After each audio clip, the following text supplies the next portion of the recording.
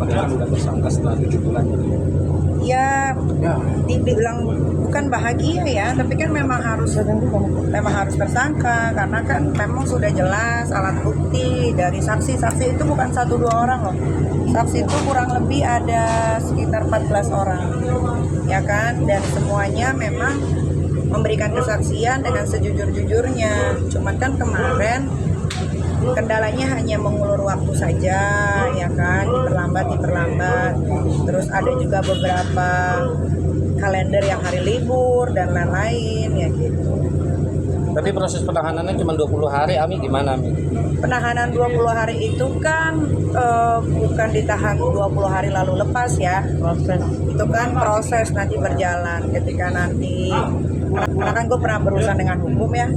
Jadi ketika nanti misalkan dokumennya belum lengkap ya nanti bisa diperpanjang untuk 40 hari ke depan. Ami, tapi kata keterangan Humas Polres Jakarta Selatan baru menaikkan status saja menjadi tersangka, belum ada penahanan gitu. Jadi penahanan sama Iya. 20 hari. Enggak, 24 jam. Satu kali Iya. 24 jam kali. Baru menaikkan status saja sebagai tersangka. Ya itu coba tanya sama Ibu Nurma, Kabid Humas Polres Jaksel. Iya. Kalau gua kan nggak tahu, kalau gua kan cuma tahunya kalau sudah tersangka, terus sekarang juga masih dilakukan Pemeriksaan, BAP, iya. ya hanya itu aja. Niki, keluarga Fadel sendiri merasa kok akhirnya jadi seperti ini gitu loh. Buat kamu sendiri gimana Niki? Kalau keluarganya Kang Semir bilang kok akhirnya jadi seperti ini juga saya bingung ya, karena kan memang anaknya yang melakukan. Sebetulnya setelah ini pun akan ada laporan lain lagi untuk Kang Semir karena memang dari pengakuannya Laura sendiri yang dibantu oleh Bude dan Pak D yang sudah saya anggap seperti ibu dan bapak saya. Dengar ceritanya pengakuan Laura yang saya juga dengar bahwasannya bukan hanya soal yang saya laporkan, tapi ada juga kekerasan, ada juga. Gue kalau ngomongin itu tuh gue mau nangis gitu karena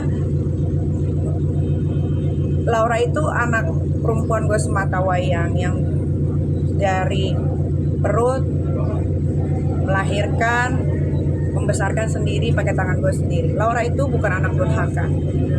Saya tidak pernah menelantarkan Laura. Laura saya sekolahkan di UK atas jeripayah dia sendiri dengan tes yang dia lakukan sampai akhirnya dia diterima. Jadi kalau ada yang bilang menelantarkan itu tidak pernah. Mungkin Laura memang nakal, tapi nakalnya sewajarnya anak-anak seumuran dia. Selama dia masih ada di genggaman saya. Tapi kan Laura ini menjadi seperti ini sebelumnya yang kacau segala macam itu kan karena orang-orang yang tidak suka sama saya memakai anak saya untuk against me, melawan saya. Ya kan, nah ketika saya mendengarkan cerita anak saya Laura seperti itu, hati saya tersayat-sayat. Ternyata dia untuk makan saja harus nunggu transferan dari keluarganya Kang Semir karena segala apapun penghasilannya Laura dari endorse dan lain-lain itu masuk ke rekeningnya Martin.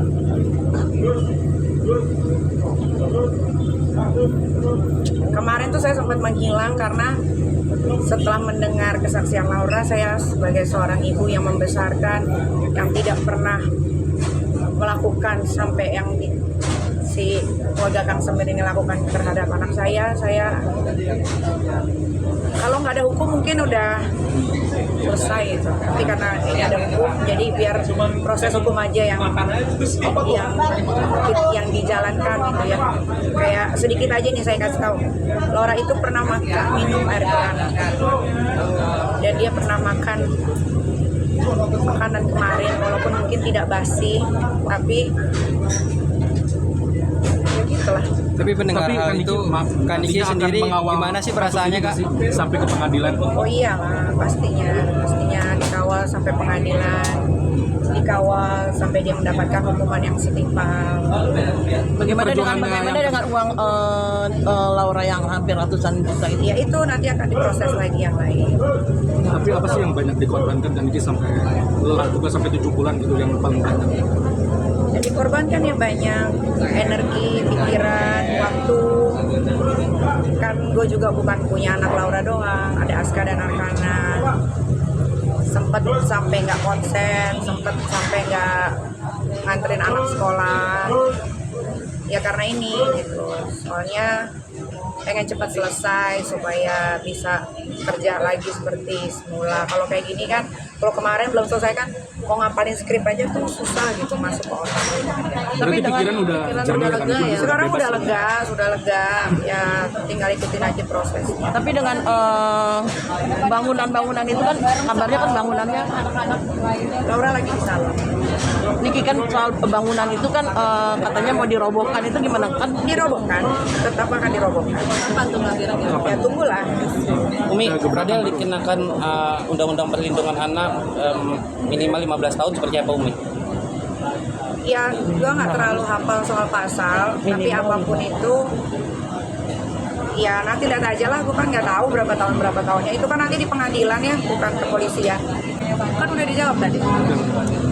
Kan Aska sendiri kan sudah besar, sudah mengerti gitu. Nyariin nggak sih kakaknya Laura gitu? Nyariin pasti, cuman lah Aska kan sekarang udah belajarnya pakai iPad ya. Kadang dia suka lihat kadang dia suka lihat di YouTube cuplikan-cuplikan. Dulu waktu sebelum semuanya ini selesai, Aska tuh cuma bilang, kok kakak Loli gitu ya Ami, kok kakak Loli gitu ya Ami. Tapi dikasih tahu sekarang, ini besok kita ketemu Aska, Arkana, ketemu kakak Loli.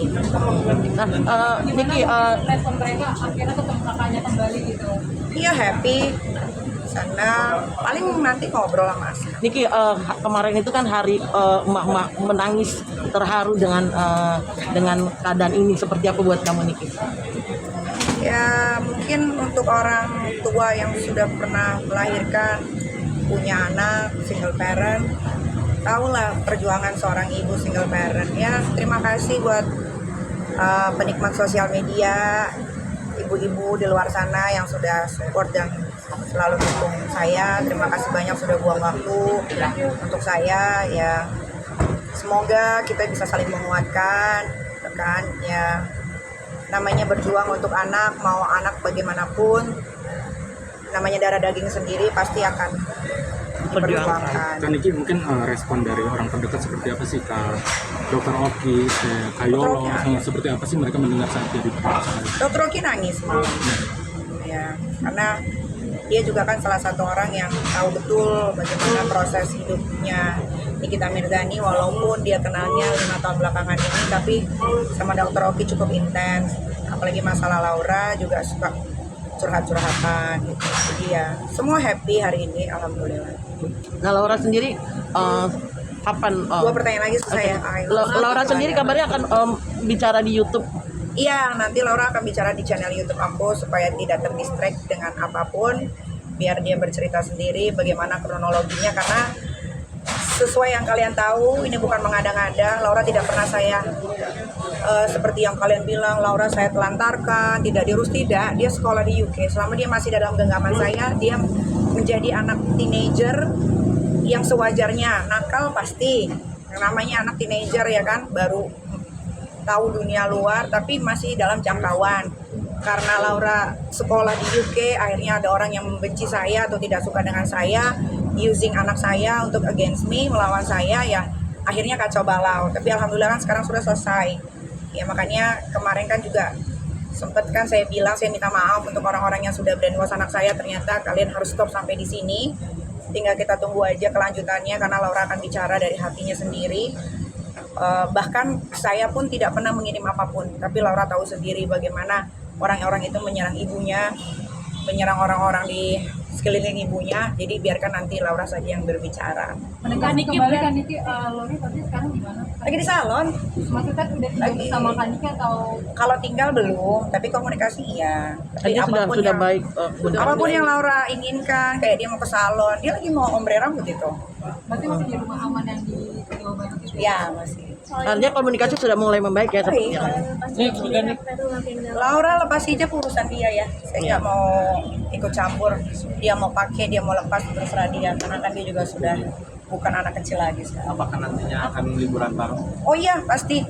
Dan sebentar lagi kan Laura kan akan ulang tahun, apa pastinya akan ada. Mei masih lama. Saya duluan. Tadi